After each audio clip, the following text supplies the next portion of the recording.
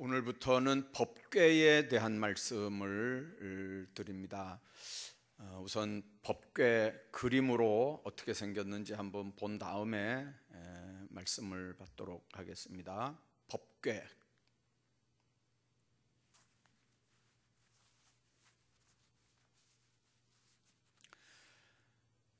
저게 법궤고요. 그 위에, 궤 위에 있는 이렇게 뭐 날개 같이 이렇게 있는 저걸 구룹이라고 그럽니다. 구룹이라고 그러는데, 구룹이라는 뜻이 뭐냐면 천사라는 의미입니다.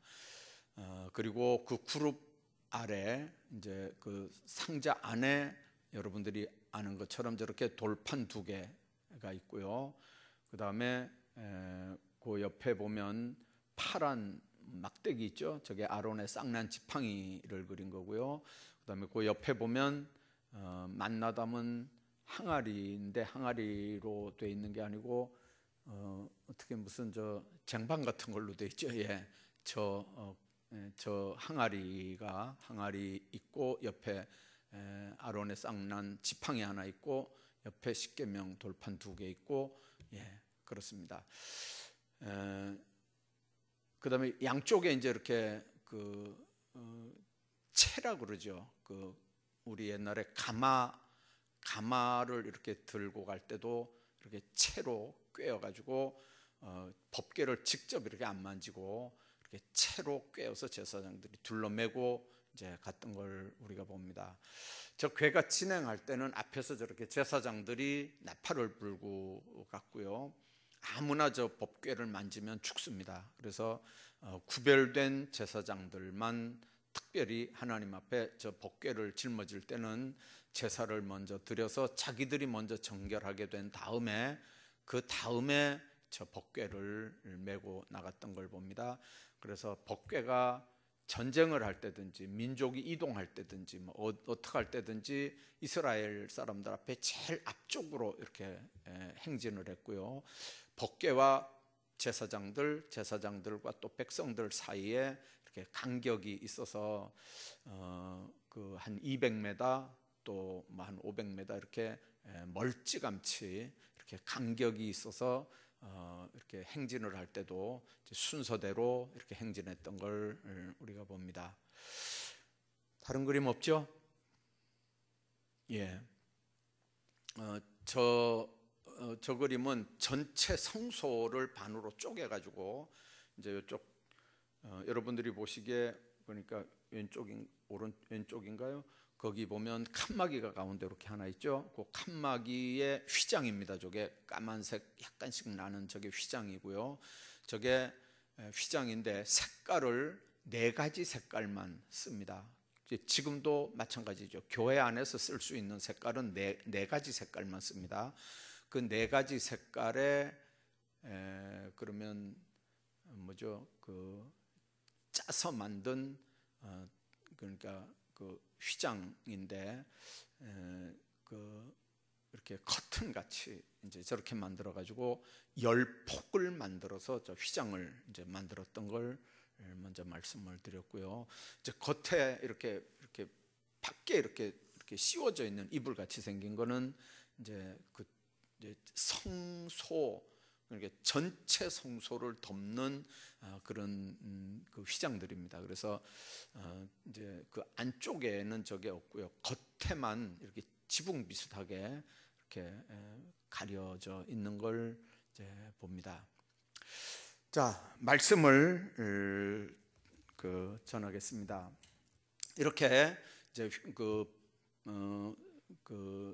안에 3가지 법궤 안에 3가지 돌비가 있었고, 지팡이가 있었고, 또 아론의 그 쌍난 지팡이가 있었고, 그 다음에 만나담은 항아리가 있었고, 이렇게 이제 3가지가 있었다고 그랬죠.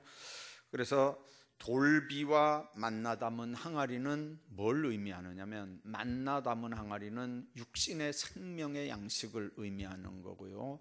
돌비는 영의 양식을 의미하는 사인입니다.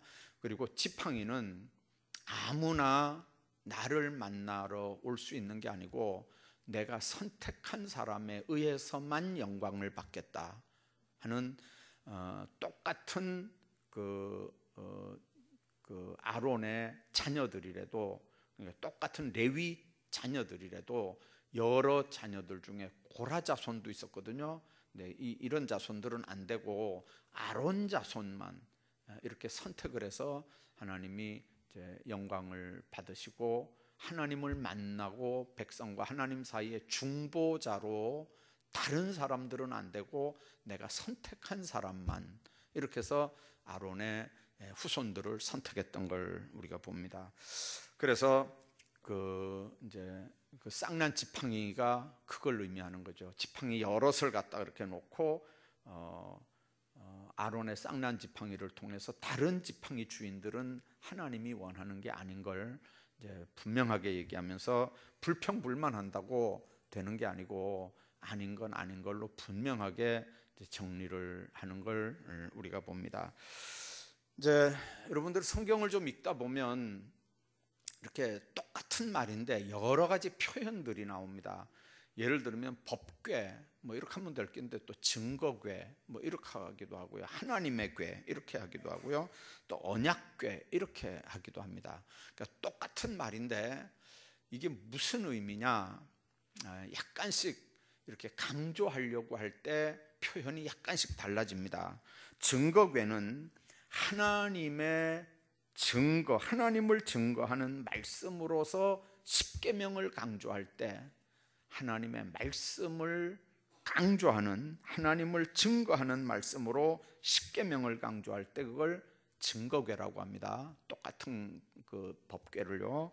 그 다음에 법궤는 뭐냐면 하나님의 율법으로서 그 두 돌판을 강조할 때 그걸 법궤라고 얘기를 하고요.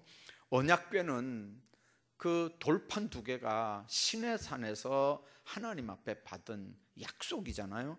그러니까 시내산 언약의 내용으로 그 십계명을 담고 있는 거거든요. 그걸 그 안에다 집어넣었다고, 그래서 그걸 언약궤라고 얘기하고요.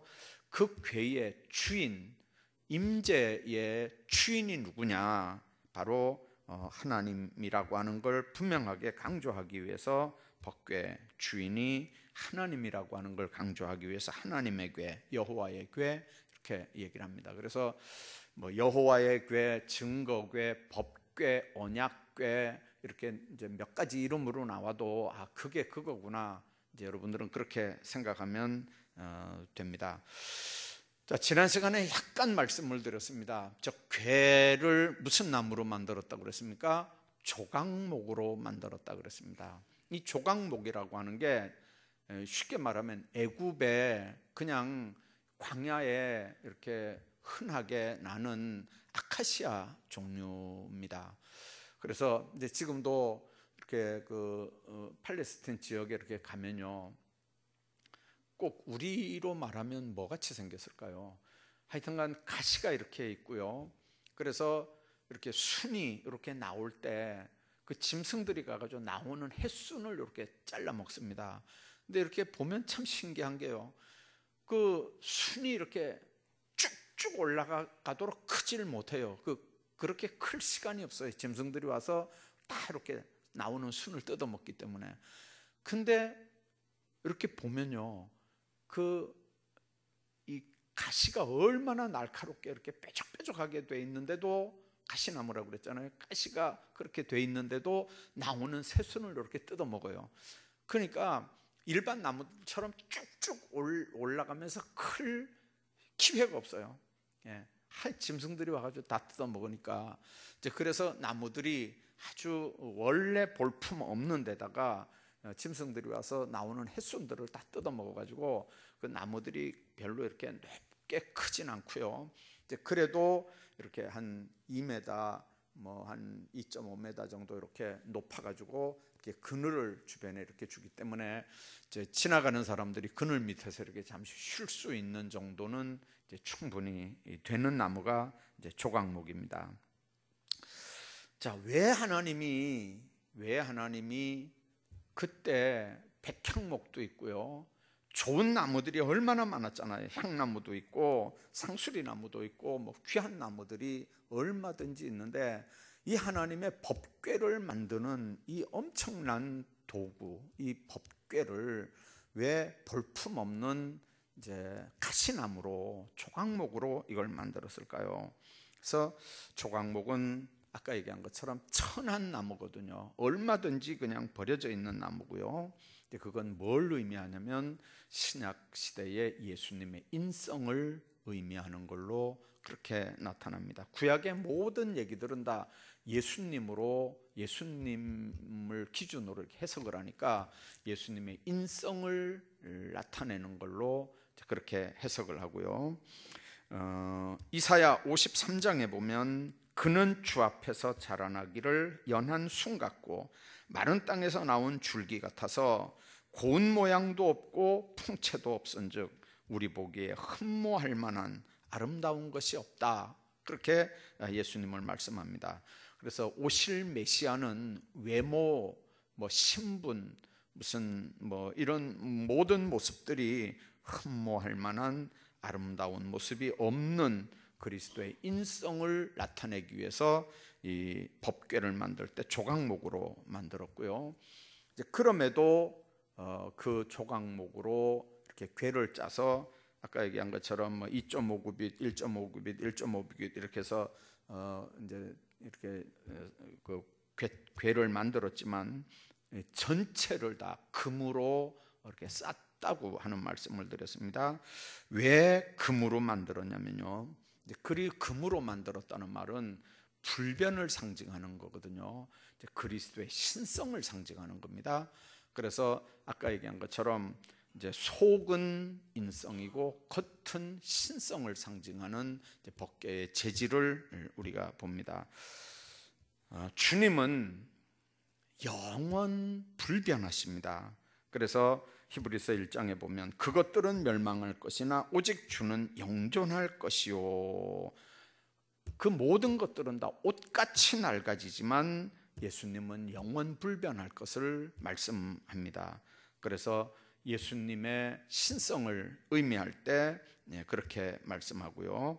또 히브리서 있는 말씀 보면 13장 8절에 보면 예수 그리스도는 어제나 오늘이나 동일하다 그렇게 말씀합니다.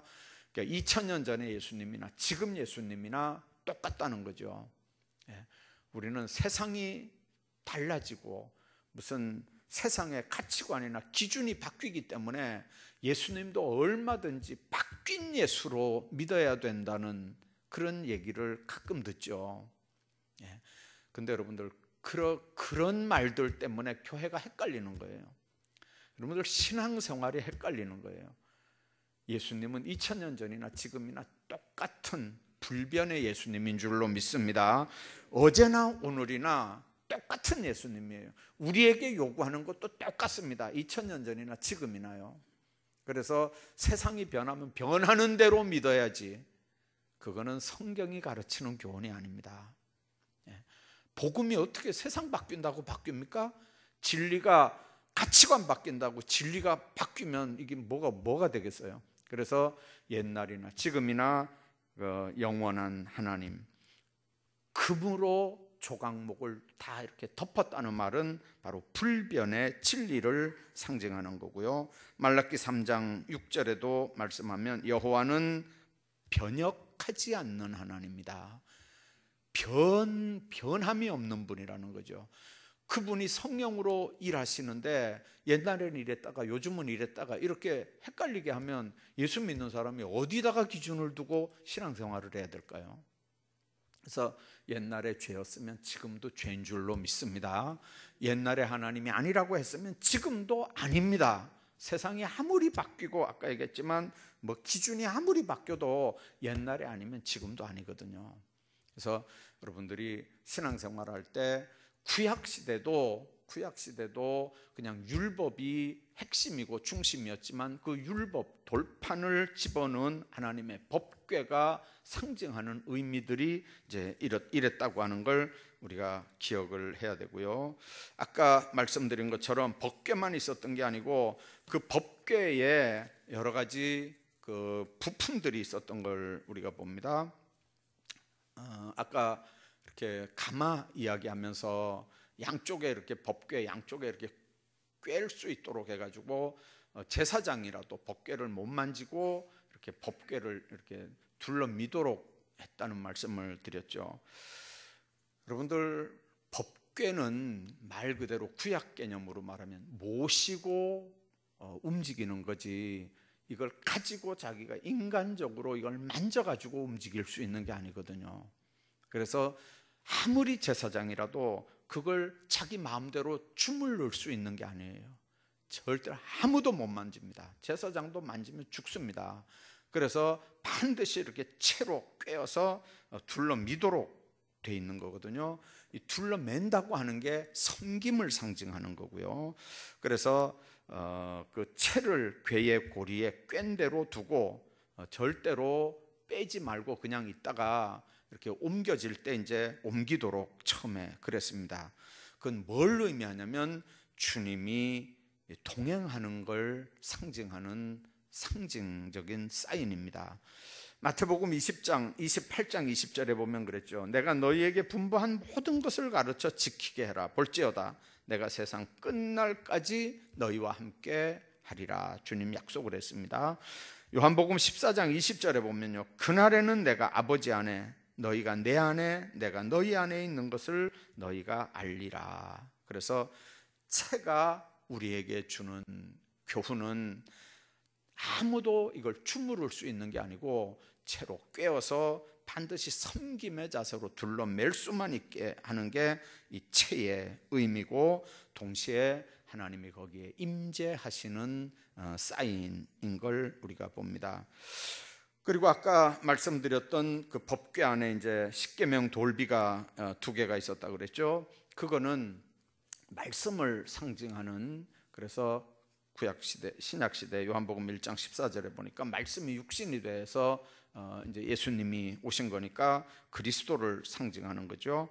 또 만나가 있었다는 말은 생명의 양식을 상징합니다. 예수님이 요한복음의 6장에 있는 말씀 보면 내가 곧 생명의 떡이다. 나를 먹지 않으면 다 죽는다. 먹어야 산다. 그렇게 말씀합니다. 6장 35절에 내가 곧 생명의 떡이니 내게 오는 자는 결코 줄이지 아니할 터요. 나를 믿는 자는 영원히 목마르지 않는다. 분명하게 말씀하면서 생명의 양식되는 그리스도를 상징하는 게 구약시대 만나의 신학적 의미입니다. 또 아론의 쌍난 지팡이는 아까 여러 사람들이 있지만, 레위의 여러 자녀들이 있지만 그 중에 하나님은 아론의 자손과만 계약을 맺는 거였다고 그랬죠. 다른 자손을 통해서는 중보자 되는 걸 원하지 않고 아론과 그 후손을 통해서만 하나님과 이스라엘 백성의 중보되는 일을 하는 거였다고 그랬습니다. 그 중보자의 그림자가 뭐냐? 구약시대는 제사장들 중에도 대제사장이지만 신약시대는 결국 예수님이 당신의 몸으로 제물 삼아 산 제사가 됐을 뿐만 아니라 예수님 당신이 대제사장이 돼서, 그래서 자신의 몸을 십자가에 못 박아 죽이고 하나님과 인간 사이에 화목 제물이 되는, 그래서 그 모든 사건들을 주관하는 대제사장이 되는 걸 우리가 봅니다. 그래서 그것도 결국 그리스도를 상징하는 거고요. 그 그리스도의 부활을 상징하는 게 바로 쌍난 지팡이 개념입니다. 자, 이제 오늘 그 전체적으로는요, 이 언약궤가 우리에게 주는 교훈 몇 가지가 있습니다. 첫째는 이스라엘 백성들의 앞길을 인도하는 역할을 합니다. 아까 이제 처음에 그림 볼 때 우리가 얘기했죠. 제일 앞에, 백성들 앞에서 저 법궤가 움직였다고 그랬습니다. 여호와의 언약궤가 그들 앞서 행하게 하라고 그랬고요. 거리까지 분명하게 이렇게 얘기를 했습니다. 그래서 제사장들과 또 나팔수들과 또 일반 루벤 지파부터 시작해서 12지파와 이렇게 간격이 분명히 있었던 걸 우리가 봅니다. 그래서 언약궤, 그거는 확실한 이스라엘 백성들의 확실한 가이드였고 인도자였던 걸 우리가 봅니다.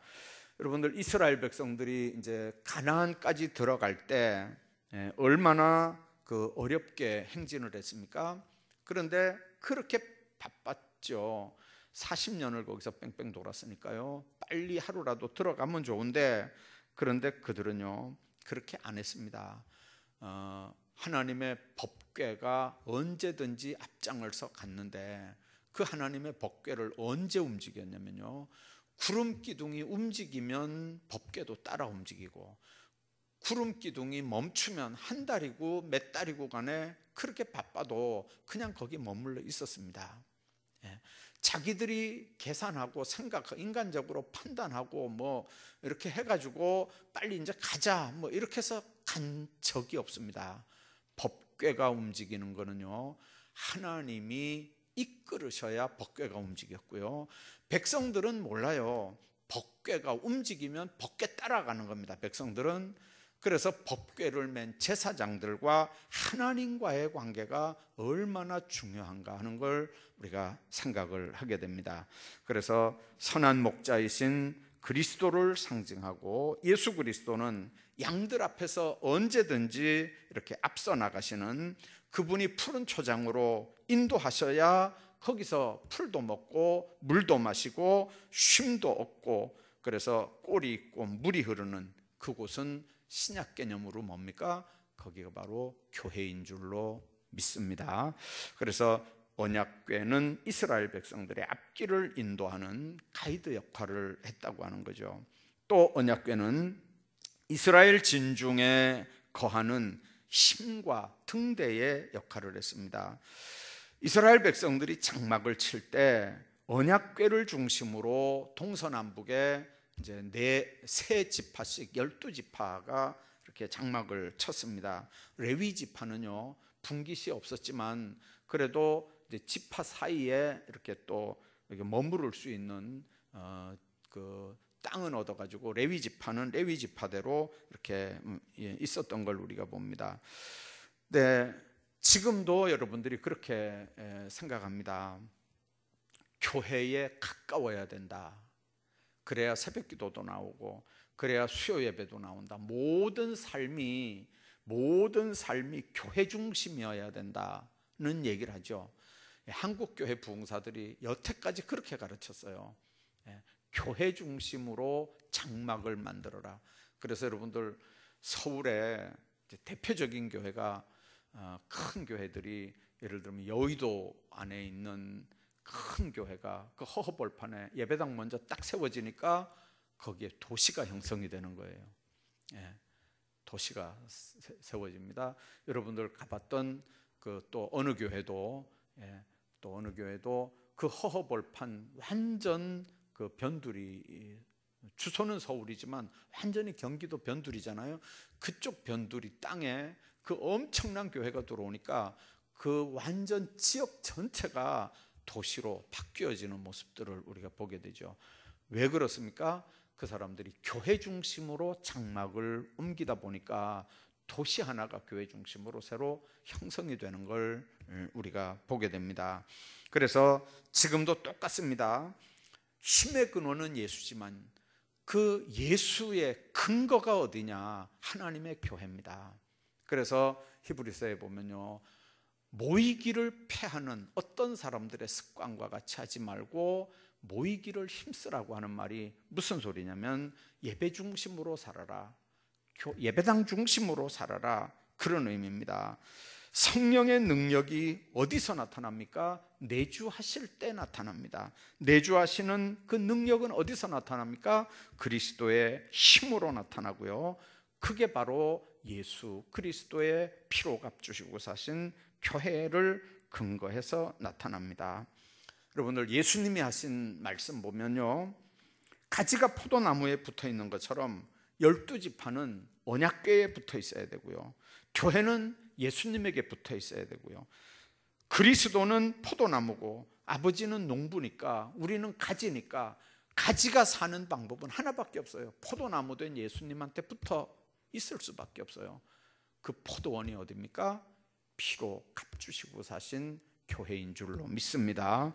그래서 어거스틴 같은 사람들은요, 이제 혹시 여러분들 책 보다가 아우구스티누스 이렇게 나오는데, 이제 그 원래는 우리가 이제 아우구스티누스라고 표현을 해야 맞아요. 근데 우리는 일본 사람들 밑에서 공부하던 사람들이니까 그냥 이름을 어거스틴 이렇게 하지만 원래는 아우구스티누스입니다.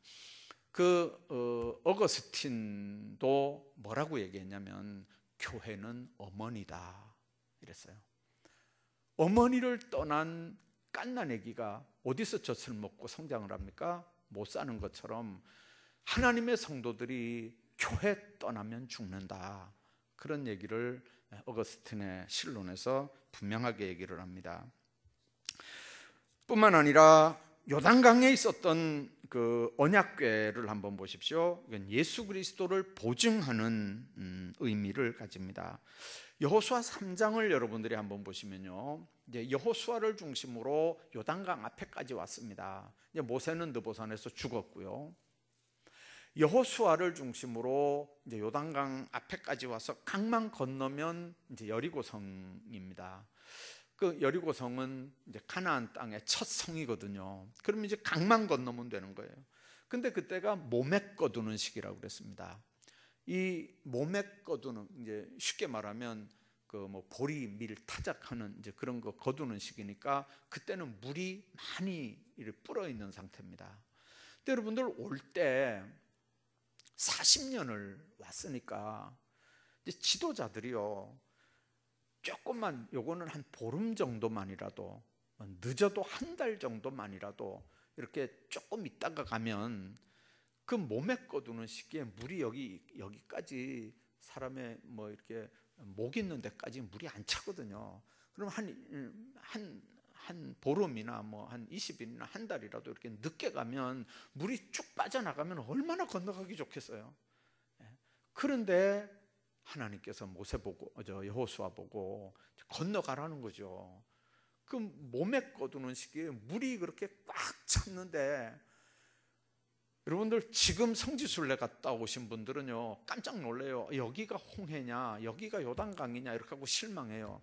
근데 여러분들 2000년 전에 홍해는 지금 같은 갈대밭이 아니었고요, 지금 같은 이런 조그만 개울이 아니었거든요. 예. 여러분들 그 요단강을 건널 때 그 여호수아 3장 여러분들 나중에 한번 가만히 보십시오. 제일 먼저 그 깊은 요단강 물살 센 요단강 물에 누가 제일 먼저 들어갑니까? 법궤를 맨 제사장들이 제일 먼저 들어가요. 그래서 법궤 맨 제사장들이 하나님의 말씀 순종해서 이렇게 발을 딱 디디는 순간에 물이 딱 갈라지죠. 그리고 법궤 맨 제사장들이 물 가운데 이렇게 들어가고요, 그리고 제사장들이 먼저 쓱 안 지나갑니다. 그 법궤를 메고 요단강에 그냥 있는 거예요. 그리고 모든 백성들이 요단강 다 건너갈 때까지 제사장들이 그 강바닥에 법궤 둘러미고 그냥 계속 있는 거예요. 그렇게 하고 백성들이 다 이렇게 건너갔던 걸 우리가 봅니다.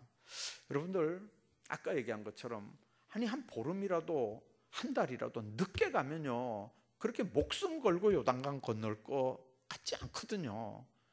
좀 쉽게 건널 수 있는데 왜 하나님이 그렇게 했을까요? 여러분들 그게 가나안 땅 들어가는, 약속의 땅 들어가는 마지막 테스트입니다. 불평하고 원망하고 대적했던 사람들은 거기까지 오지도 못했어요. 지금요 다 광야에서 다 죽었거든요. 그 광야에서 태어난 사람들을 통해서 이제 여기까지 왔는데, 그런데 여기까지 와서도 마지막 요단강 건널 수 있는 자격은 말씀에 순종하는 사람들을 통해서 가나안 땅을 기업으로 준다는 거예요.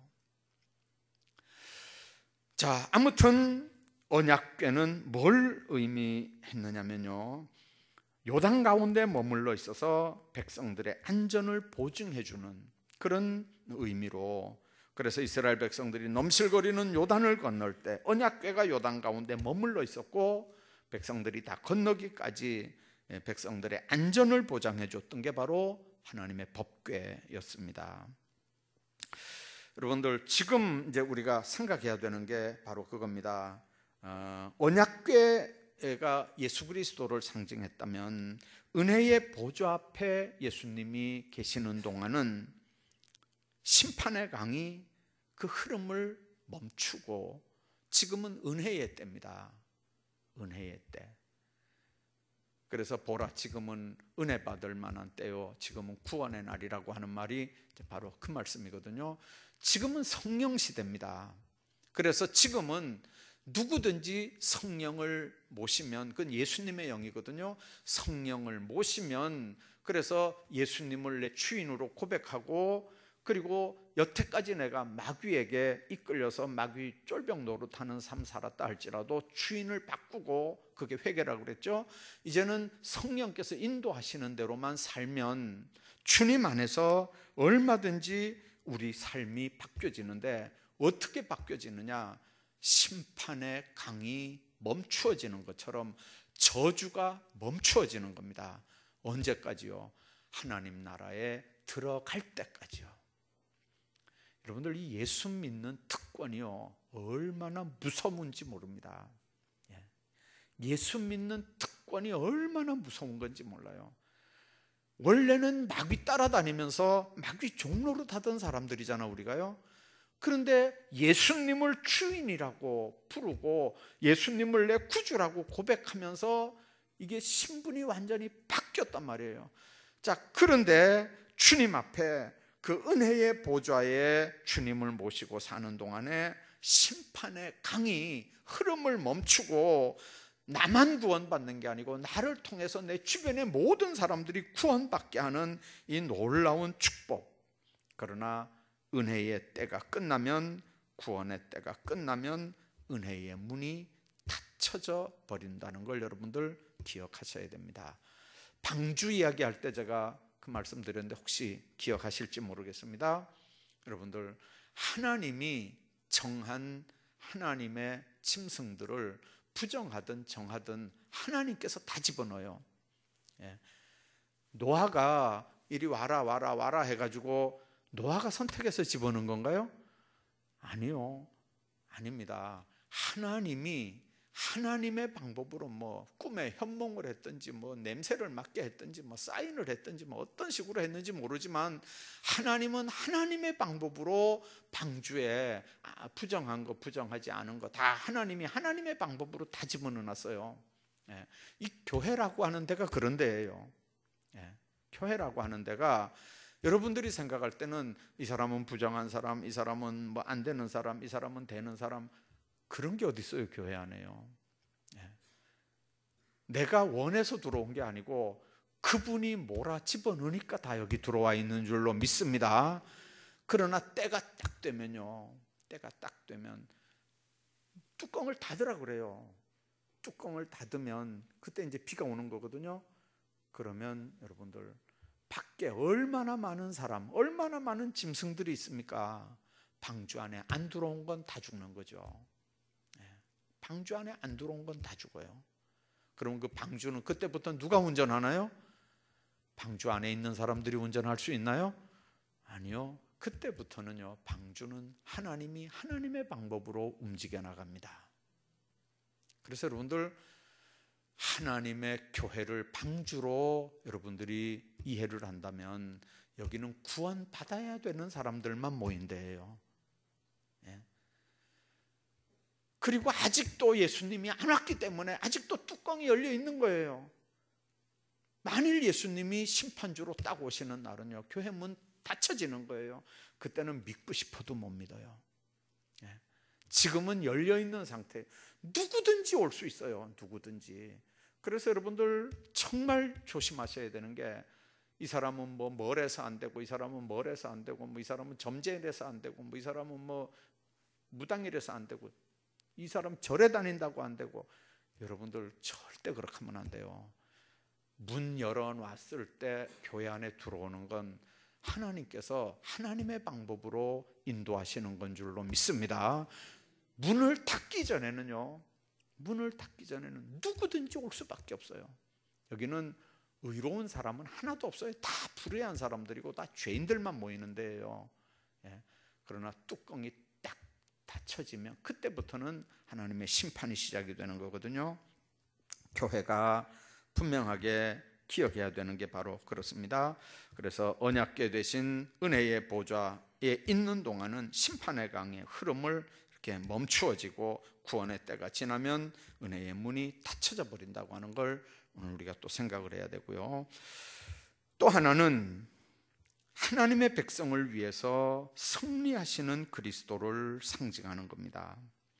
여호수아 6장에 보면 이런 말씀이 있습니다. 하나님의 언약궤가 여리고 성벽에 있을 때 여호와의 궤로 성을 돌게 한지라. 성벽이 무너져 내릴 때도 나팔 소리만 있었던 게 아니고 하나님의 궤가 하루에 한 번씩 돌고 마지막 날에는 7번 돌고 하나님의 궤가 앞장을 섰던 걸 우리가 봅니다. 언제든지 그랬습니다. 그래서 여러분들 모든 사람들은 언약궤 위치에 따라서 자리를 이동하거나 머물렀습니다. 오늘날도 몸된 교회가 이를 본받게 될 때 어떤 일도 불가능하지 않습니다. 왜 그러냐면 하나님의 법궤가 앞장을 서면 제사장들은 나팔을 불 수밖에 없고요. 나팔이 부러졌다는 말은 모든 백성들과 사인된 나팔이거든요. 그 나팔 소리 듣고 백성들은 따라서 행동할 수밖에 없고요. 그래서 하나님의 언약의 상징인 언약궤를 믿는 사람들에 의해서 나팔이 부러져야 되고, 그 나팔 소리를 들으면서 그 나팔을 부는 제사장들을 믿으니까 이 사람들이 또 움직이는 거고, 그래서 하나님의 교회가 이렇게 움직여 나갔던 걸 우리가 봅니다. 그래서 역사하시는 하나님을 의지하고 믿고 그 하나님 앞에 순종할 수 있었던 건 바로 나팔수들을 통해서, 나팔수들은 하나님의 언약궤를 통해서 있었다고 하는 사실을 우리가 생각을 합니다. 하나님 안에서 그런 대단한 수레가 여러분들 아는 것처럼 블레셋에게 빼앗기는 엄청난 사건이 일어나죠. 여러분들 하나님의 법궤가 하나님의 성전 성막에 있다가 전쟁하는 통에 이거를 전쟁하는데 제일 앞장 세워가지고 전쟁을 했는데 이 블레셋에 막 지진이 일어났어요. 그러니까 블레셋 사람들이 다 도망가면 되는데 도망을 안 가고 무슨 얘기를 하냐면요, 이스라엘의 신 여호와가 우리를 대신해서 싸운다. 그러니까 정신 바짝 차리고 우리가 단합을 해가지고 저 이스라엘을 물리쳐야 된다. 이래가지고 힘을 똘똘 뭉쳐가지고 그 이스라엘과 대적을 했는데, 그만 사울 때 그랬잖아요. 그 엘리 제사장 때 하나님의 법궤를 블레셋에 뺏기잖아요. 그래 블레셋의 법궤를 뺏기고 자기들은 뺏어가가지고 그걸 어디 둘 데가 어디 있습니까? 다곤 신전에 뒀다가 목이 부러지고 뭐 부러지고 다 부러지는 모습들을 통해서 이게 안 되겠다 싶어가지고 나중에 그 궤가 다시 오벳에돔의 집으로 이렇게 오고 이제 거기 3개월 머무르면서 그 집이 복받는 내용들을 우리가 보죠. 하나님의 성막에 있어야 되는 법궤가 우상의 제단에 같이 있게 되고, 이게 또 나와가지고 하나님 어떤 개인 집에 이렇게 있게 되고, 그게 나중에는 이제 다윗 때 와가지고 하나님의 성전이 이렇게 완성이 되고 이제 성전에 제대로 이렇게 정착이 될 때까지 이제 많은 시간들이 이렇게 걸렸던 걸 우리가 봅니다. 하나님은 하나님의 백성들이 하나님의 말씀을 중심으로 하나님과 함께 사는 아름다운 삶을 요구합니다. 그래서 여호수아 8장에 보면 33절, 34절에 있는 말씀 보면 그리심산에서 6족속이 복을 받고요, 에발산에서 6족속이 저주를 받는 내용을 우리가 봅니다. 그 둘 사이에, 축복과 저주 사이에 있었던 게 뭡니까? 하나님의 법궤입니다. 성경은요 이야기합니다. 특히 신명기 28장에 보면요 구체적으로 나옵니다. 이렇게 하면 너희가 복을 받는다. 이렇게 하면 너희가 이런 복을 받는다. 신명기 28장 1절부터 14절까지 그렇게 말씀합니다. 이런 복을 받고 이런 복을 받고 이런 복을 받고 이런 복을 받고.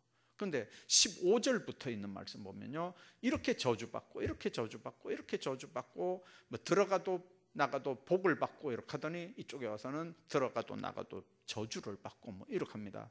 자녀 소생이 복을 받고 하더니 이쪽에 와서는 자녀와 소생이 뭐 저주를 받고 뭐 하면서 앞에 축복의 말씀 그대로 저주에 대한 얘기를 14절 15절부터 이제 하거든요. 신명기 28장에 보면요, 그게 뭘 의미하는 겁니까? 하나님의 법궤 사이에서 이쪽과 이쪽은 우리 몫이에요. 여러분들, 구원은 내 공로, 내가 어떻게 해서 구원받는 거 아니에요. 이건 무조건 하나님의 은혜입니다. 그러나 축복받는 거는요, 축복과 저주 사이에 하나님의 법궤가 있고요, 이쪽을 선택하면 축복이고 이쪽을 선택하면 저주고, 그건 우리 선택하기 나름이에요. 근데 그게 나 혼자만 해당되느냐? 아니에요. 내가 이쪽을 선택하면 내 자녀들도 이쪽 자녀들이 돼버리는 거예요. 내가 저쪽을 선택하면 나만이 아니고 내 후손도 그쪽 자손이 되는 거예요. 그래서 우리가 하나님 앞에 똑바로 살아야 되는 거예요.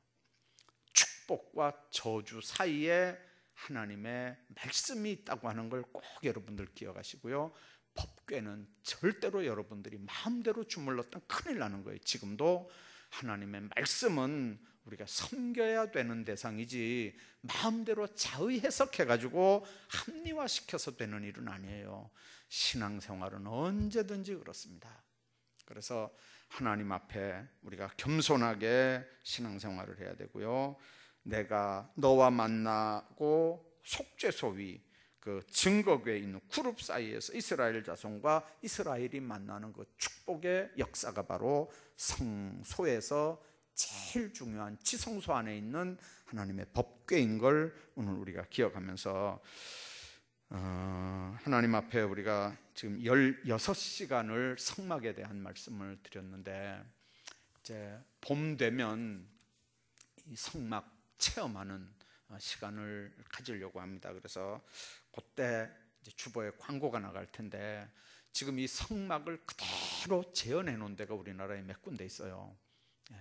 뭐 물개 털로 이게 있었다 그러면 물개 털로 그대로 해놓고요, 뭐 금 했으면 금으로 그대로 이렇게 만들어 놓고요, 뭐 다 하여튼간 성경 그대로 본 떠서 이렇게 만들어 놓은 데가 몇 군데 있거든요. 그래서 날 따뜻해지면 간다고 할 테니까 여러분들 이 법궤를 알아야 구약을 알고요, 이 구약의 법궤의 지성소와 이제 성소, 지성소와 그 안에 있는 이 법궤의 개념을 알아야 신약 성경을 알고 예수 그리스도를 알고 교회의 개념을 알고 우리 신앙의 본질을 여러분들이 이해할 수 있습니다. 하나님께서 여러분들 모두에게 은총 베푸셔서 은혜 가운데 사는 복들이 있기를 주의 이름으로 축원합니다.